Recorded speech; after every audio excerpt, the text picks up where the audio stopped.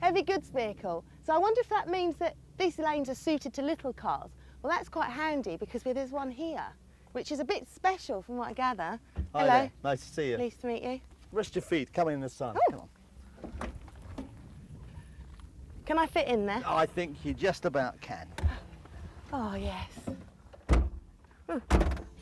So, what's special about this car? Well, this is in fact reputed to be the world's first Mini Convertible. It was actually built in September 1959, and the Minis were built in August 59, the first ones. And it was converted by Crayford and nearby Westerham in 1961.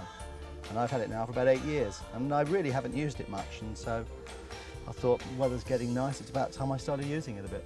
Why haven't you used it? Was it not running? No, we restored it about 6 years ago, and we just haven't, I don't know, just haven't used it. I just use other cars and bits and pieces, and I've never thought of running around it. I suppose as I'm getting older, I feel it's about time she came out. Oh, so this car's like twice as old as me or something? Yeah, it's probably older than me, actually, come to think of it as well. And it's still in good nick. I hope I'm in this good nick when I'm this age.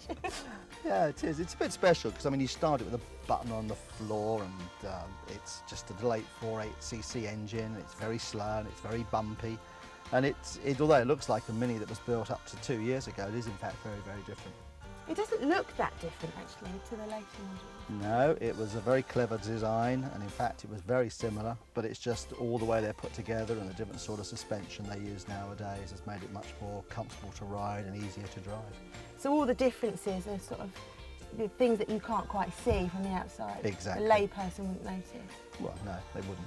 I heard actually that Minis were designed not to have radios in because the inventor said that distracts from driving on the road properly. Yeah, it wouldn't work nowadays, would it? No, everyone's got a radio. Total radio, yeah.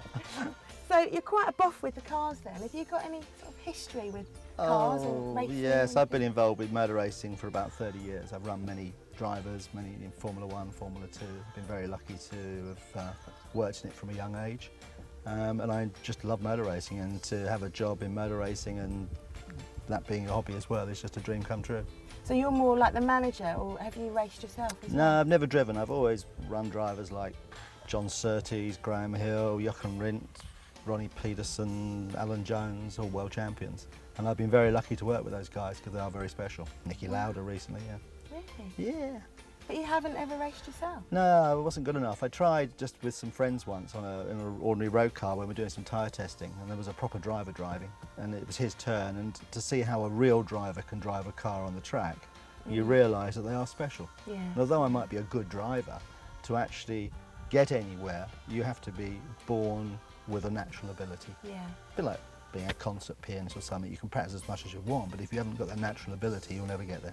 Yeah, well that's interesting to know, because I sort of like to think that I can handle my own, but then when I go on go-karting or something with people that have done it for a while, they leave me standing. I know, it's quite embarrassing, isn't it? That's for me. Well, I like to think, Jeremy Clarkson told me it's because I was heavy that I wouldn't be any good, so I like to think it's nothing to do with my skill. Well, Jeremy would know that, wouldn't he? Because he's big and heavy as well. We hung around at Yes.